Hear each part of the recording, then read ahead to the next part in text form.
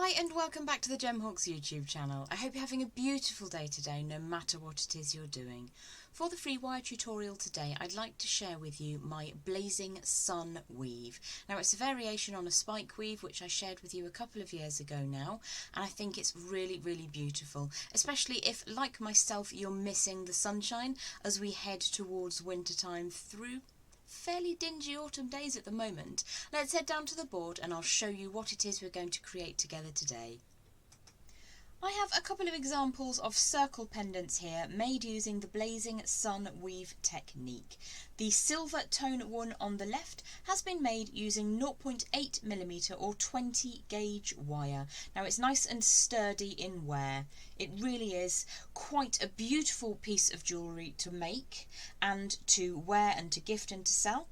But what you do have to be aware of is that working with the weave in a 0.8 or 20 gauge wire to get this nice and sturdy finish, it can be quite destructive on your fingertips. So if you are newer to wire work or suffer with grip strength issues, you can also make the same technique in a 0.6mm or 22 gauge wire, which is what I've used for this raw copper pendant.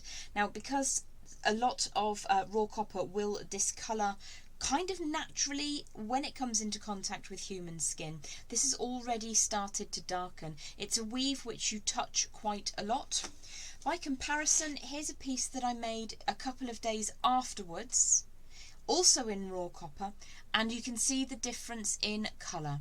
So this is a natural patina that has occurred. They're both the exact same reel of wire, but just to show you the differences, you can of course apply a liver of sulphur to raw copper and to sterling silver if you wish to. Any uncoated wire will react to a liver of sulphur and give you this darkened tone. It can be quite beautiful, but this is something that happens naturally. I made this one a couple of weeks ago now, and so that's just to show you the differences in raw copper. The main point that I was trying to explain at this stage was the lighter gauge wire. So I used a 0.6mm gauge, which is equivalent to 22 gauge wire, for this weave. Now it's much easier and quicker to work up the weave, but it is ever so slightly more flexible. What you will find when you're using a 0.6 or 22 gauge wire to create the Blazing Sun weave technique is that you will be able to get those shapes and forms much more easily. In addition to the final product being a bit weaker, it twists. The weave twists uncontrollably and it takes a lot of fidgeting to get that to sit reasonably flat. Whereas when you're working with the heavier gauge, the 0.8, 20 gauge wire, it immediately takes a much flatter nature. So you've got a choice to make really with those weaving wires as to which you think is going to work best for you. Now these are all basic circle techniques. I've used my Loki bail on the copper one here and the silver one just a traditional wrapped bail with a coiled coil on the front there, so it's a little bit like I've coiled over the top of the wire and then just push that to the centre. So the technique for the pendant itself is relatively simple. Let's just pop those up into the corner. And this bright copper one, I've added in a beautiful rose quartz donut. The rose quartz donuts are available in my shop if you want one for yourself. And you can use whichever colour way of wire you like. Again, relatively simple bail. I've just woven the central wire and then left plain the outer wire and then just coiled around that central neck section. So I'm not going to go too in depth with the pendant itself. Today I just want to share with you the weave. So today I'm going to do a short demonstration of the weave and how to move it off the pins, and I'm going to do that in both the 0.8 or 20 gauge and the 0.6 or 22 gauge, so you can see for yourself how they differ in the building of the weave, and also you can kind of make that choice as to which way you want to go. So let's head down to the board and we'll get on with that key technique. So your basic tools today are, as ever, your bent or plain chain nose pliers, some round nose pliers, and some good quality semi-flush cutters. The other thing that you're going to need is some rod wire. Now I'm using 1.25mm, which is equivalent approximately to 16 gauge, and I'm just using raw copper. I've created 4 short rods. Each one is approximately 4 inches in length, and I will use these again and again. The more you use them, the firmer they get. But it does pay to use a copper or a copper core wire, because you will need to occasionally just apply a small amount of bending to them. So once you've got your 4 rods, we're going to start creating our weave. Now I'm going to show you to start with some 0.6mm, which is equivalent to 22 gauge wire. You will need to work off the reel to ensure that you don't cut the wire too short. So I just have a scrap piece of wire that I'm working with, but I'm going to imagine that this end is attached to the reel of wire, and you will get through quite a lot of wire in this way. So I'm just going to turn that end over so we know which end is attached to the reel of wire itself. So I've got 4 rods, again 1.25 16 gauge wire, approximately 4 inches in length, and you can use these over and over again. So to begin my weave, I free off a good couple of inches, let's say 4 inches of wire from that reel, and I start by winding that twice around the lowest of my core wires. So this is the 0.6 or 22 gauge wire. It's very easy to work with on these rods. Now I do want that to be a nice neat wrap, double wrap around the bottom. This is the end that's attached to the reel, but I don't want it to be so tight that I can't move it along the rod, and that is the key to getting this blazing sun weave technique done in a way that is useful to you and in a way that won't break your fingertips or your heart. So I'm going to bring in my second rod now. My finer gauge wire, my weaving wire, is started over the top, rotated around twice, and continued over the top in the opposite direction of the lowest wire. So I'm going to bring in the second rod now, and what we're going to do is just align those. I'm right dominant, so I'm working towards the short end. It's only about 3/4 of an inch from the end at this stage. You might want to take that back just slightly, around an inch from one end perhaps, and just put that second rod against the first rod, and you can see that there's going to be a gap between these 2 wires, and that's because you've already done a wrap with your weaving wire. What I'm going to do now is take the top wire, which is coming over the top of both of those rods, draw that all the way around the back and up again. So I've wrapped twice around the bottom wire, and then I have wrapped once completely around 2 wires. Then I'm going to bring in another 2 wires and just slide those underneath that weaving wire and just put them neatly against the top. So my rod wires, my tool wires, are all lined up flat as if they're between 2 panes of glass. I'm now going to take the cut tail of the wire, draw that all the way around the back of all of those wires. Let's just glint that in the light, and then I'm going to draw the wire up and then over the top of that second rod, down in between the second and the third rod, and pull that neatly into position. And I want these wires that are wrapping around the rod wires to be firm but not so tight that you can't still move the rods inside them. So I'm going to give that a quick squish to make sure it's nice and firm. I want to make sure that the wire that's coming down the back doesn't get crushed, so just make sure that that's nice and neat. And then I'm going to bring the tail, the cut tail of wire, down between the bottom rod and the next one up, and I'm going to do that twice, and I'm just going to help with my pliers to get that nice and neat and tidy. So I've got 2 wraps around that base rod again, and I'm just going to use my pliers edge on to push that into position. So I've got one technique, one part of the weave has been done.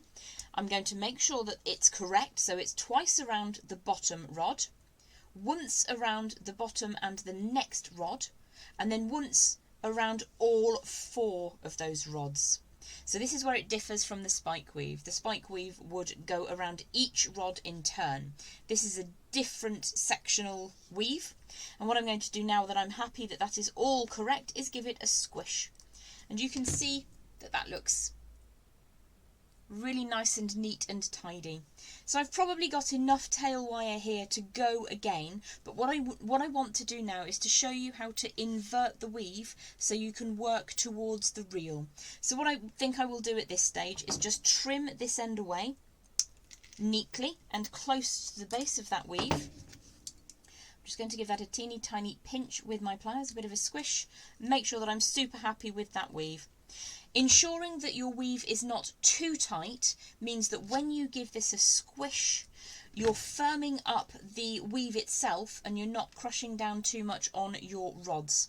So what I want to do now is invert this, flip it over, and you'll see that unlike the spike weave, this is now exactly the same front and back. On the spike weave, you have a variance. You have a front side and a back, a rear view, as it were. So I'm just neatening up all of those weaves and making sure that I'm happy. If I just flick that in the light, you can see that that looks exactly the same from both directions. So we've got a short end, which is cut, and we've got the long end of the rods, which we're working towards with our wire that's attached to that reel. So what we need to do now, because we've done 2 wraps around just the base wire, we're going to bring that tail up, imagining that that is still attached to the reel, and we're going to bring that down over the top of the second rod and bring it down into position, scooch that up nice and neat and firmly, and then we're going to wrap all the way around all 4 rods, back down again, pushing those wires as you go, and then we're going to bring that tail attached to the reel down in between the second and third rods. I'll just pull that down as if it's still attached to that reel of wire.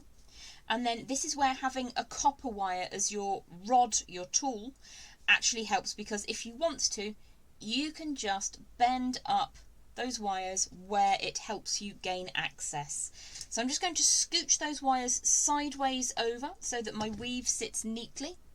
And then we're going to bring that tail back down over the base rod, the bottom rod, 1 and 2 times, like so. And then we're going to push that all into position. So you've completed another weave. You've got 2 around the base, 1 around the base and the next one, 1 wrap around all 4, and then coming back down the other side of the mountain. So we've got 2 complete weaves there. When you've completed those 2 weaves, what we're going to do is just tighten this up nice and tidily. Give that a really hearty squish, and this is key to making long-lasting blazing sun weave technique. Once I've done a couple of these rotations, once I've got a couple of sections ready, I'm going to flip that back over to the original orientation and take a look at it. So I'm quite happy with how that's looking from both sides. What I need to do now is start moving the long end of the pins, and bearing in mind this is the end that's connected to the reel, I need to start moving these pins out of the weave. And the way I do that is to start on the lowest rod, because it takes the most effort, and just twist that wire carefully and slowly until it starts to retract through the weave. And you can see that's moved along just a little bit. If you go too hard, let me just demonstrate, you can pull the rod completely out of the weave. If that happens, just slide it back in. What we're looking to do is just to have that rod as far as it will go through just 2 sections. If you allow your weave to occur all the way along the rods and then try to pull the rods out of the weave, it grips so tightly to the rods that you simply can't, and you have to chuck everything away, and it's very annoying. So what you would then do is move up to the second rod. Now the reason I start with the one that takes the most effort is because you can just gently move up through. Again, I've pulled that too hard and the rod has come out, so let's just push that back in, but only as far as 2 of those weave sections. So I'm just going to push that back in until it comes to the end of where we're currently working, and then very, very gently those top 2 are much, much easier to move because they have much less holding them in the weave. So then you would continue, do another 2 weaves, another 2 segments, move the rods back, and what will happen is you will end up with sections of weave coming away that sit by themselves. They're freestanding. That's what we're looking to achieve, is a freestanding blazing sun weave section. So this is the piece that I did in the much heavier wire, the 0.8mm, which is equivalent to 20 gauge. And every time I did 2 sections, I'd move the rods along, 2 sections, move the rods, 2 sections, move the rods. If you allow it to go much further than that, especially in the heavier wire, it can become almost impossible, or completely impossible sometimes, to get those rods, your working rods, out of the weave. So just keep moving along until you have enough that you think you will create the size that you are after. And then we will move on to the next section, which is to create a circle pendant. So I am going to demonstrate now with the 0.8mm or 20 gauge wire, just to show you how different an animal it is when you're trying to wrangle it around those rod wires. It is a little bit more fingertip destructive, and I know because my shoulder's still hurting from making the demonstration piece last night. But the choices are yours entirely. The piece that you make using the 0.8mm or 20 gauge wire will be much stronger and longer lasting in wear. And also you can get it to sit flatter a little bit easier. So there's choices. You can make a piece in both of those wires and see how you feel afterwards. So we've got our 4 rods taken out of that small sample section. There's the small sample section just there.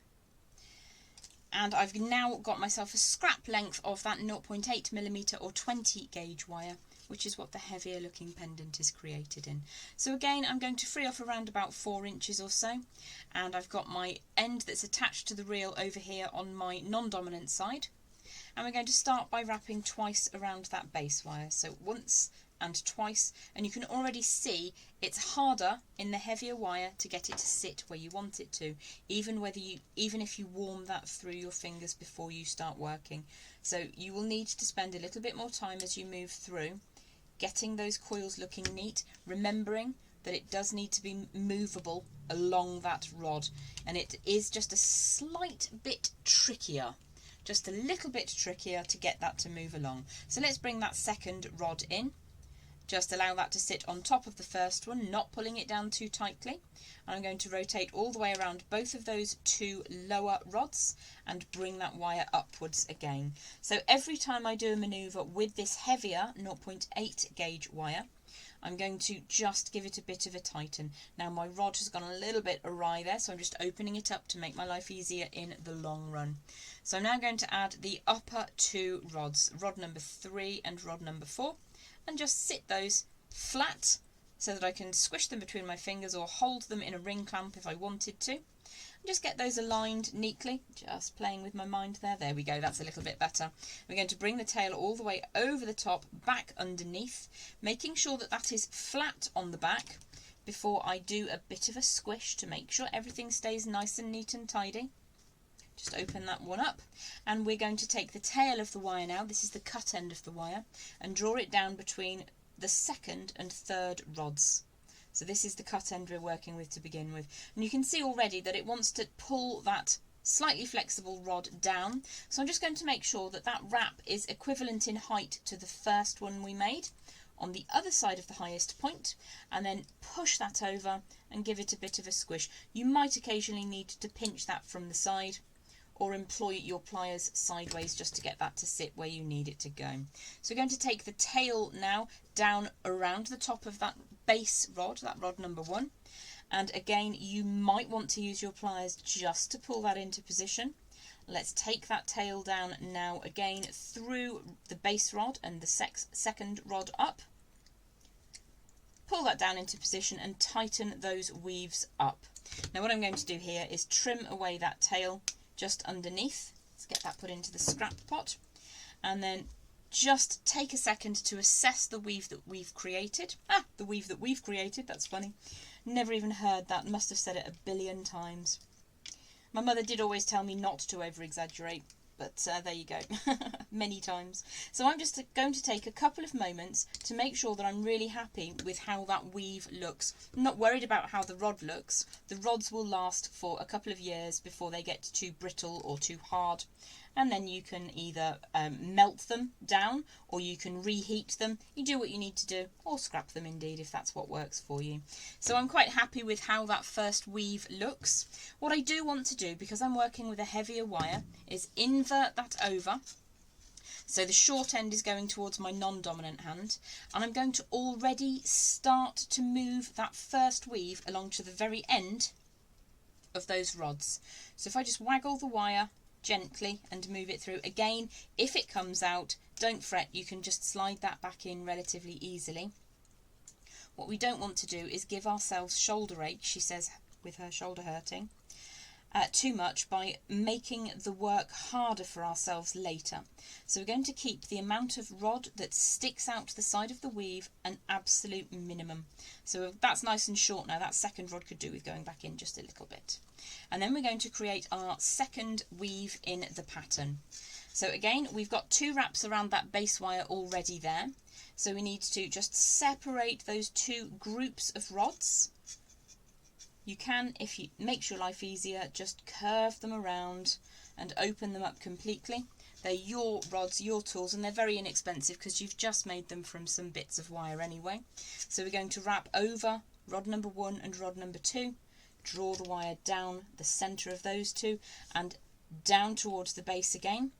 Push that over into position. Let's get one more wrap around the top, around all 4 rods, back down again, giving that a bit of a squish and a squeeze to keep it all where you need it to be kept. And then we're going to wrap down between the second and third rods, so we've got an equal visual aspect. Pull that down at the back, and you can pinch those wires together if you need to, or you can squish from the front and back, making sure that you're not crushing this wire at the back too heavily. And then we're going to wrap twice around that base rod, the one down at the bottom.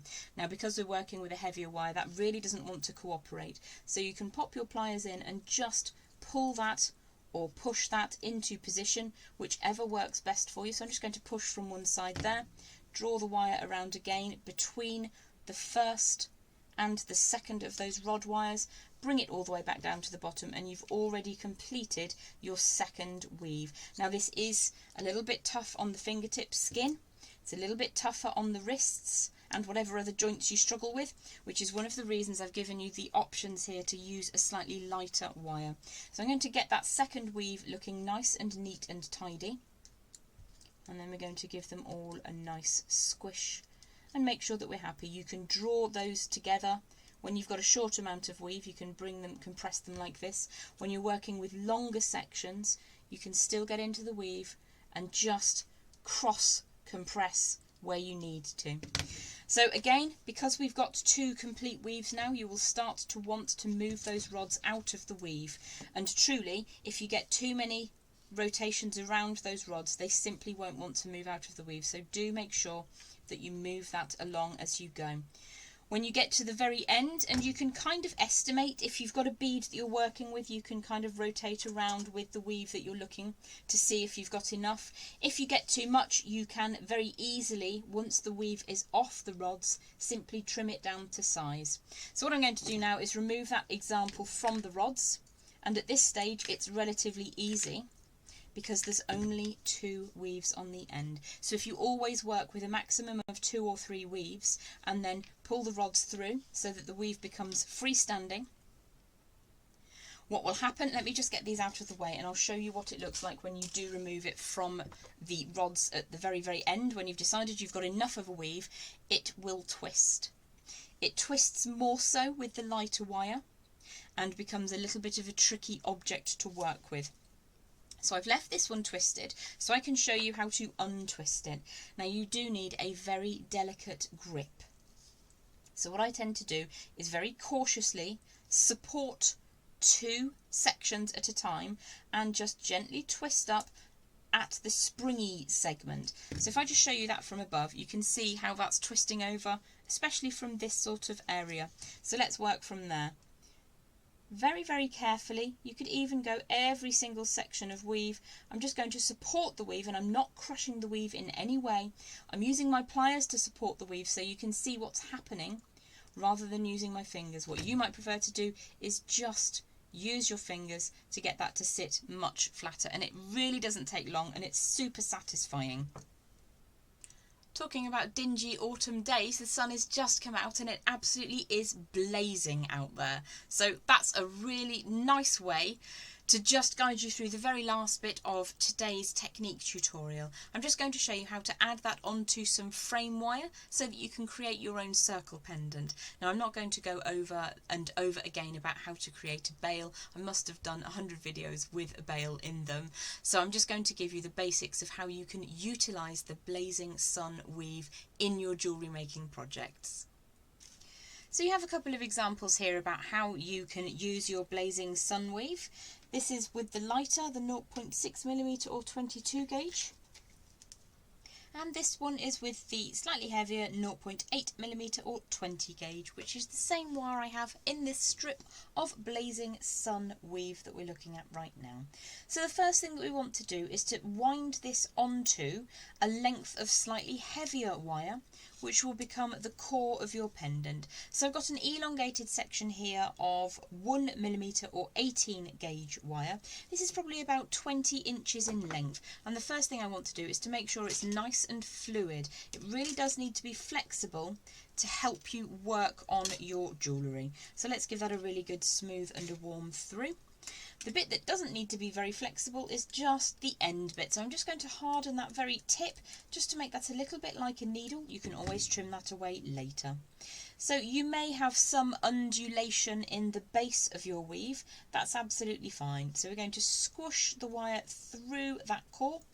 And one of the reasons that we use a finer wire is that this was made on a 1.25mm gauge rod, which is equivalent to a 16 gauge. So we've got some nice ease when we're adding this onto our core wire. So I'm going to bring that down to the centre of my elongated piece of wire, and I'm going to start by winding that around a circular form. Now, if you have a pendant or a donut bead or something that you wish to sit at the centre of your circle bead, these do look beautiful without anything at all.